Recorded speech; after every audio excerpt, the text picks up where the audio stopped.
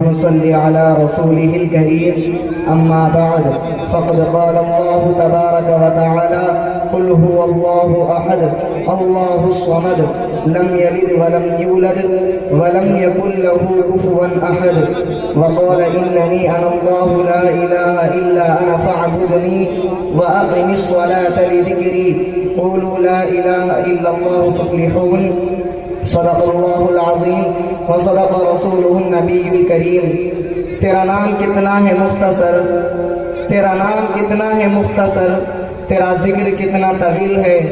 اور تیری یاد دل کی میرے دوا، تیرا نام روح کی ہے شفا، تیرا بھولنا میری موت ہے، تیرا ذکر حاصل طور ہے۔ معزز علماء اکرام، محترم سامعین، میرے دوستوں اور ساتھیوں، یہ بات میرے لیے نہایت سعادت و خوش نصیبی کی ہے کہ آج کے اس پررونق محفل میں میری تقریر کا عنوان ہے اللہ جل جلالہ۔ محترم بزرگوں اور دوستوں،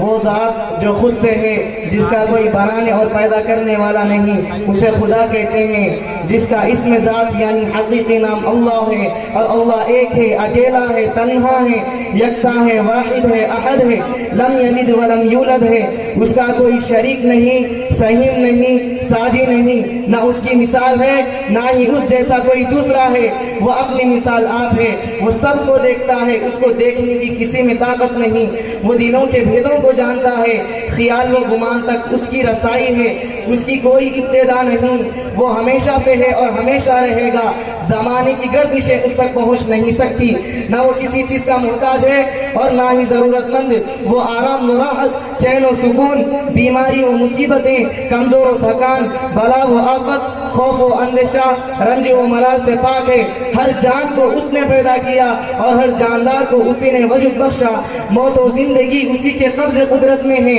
وہ واجب الوجود یعنی اپنی ذات سے خود ہے، اس کا وجود کسی شے کا محتاج نہیں، ہر شے کو وہی عدم سے وجود میں لاتا ہے اور اس کو پروان چڑھاتا ہے، ہر وجود اپنی بقا میں اسی کا محتاج ہے، وہ جب کن کہتا ہے تو ہو جاتا ہے اور لا کہتا ہے تو مٹ جاتا ہے، جو لا کہا وہ لا ہوا، جو لا کہا وہ لا ہوا، وہ لا بھی اس میں لا ہوا،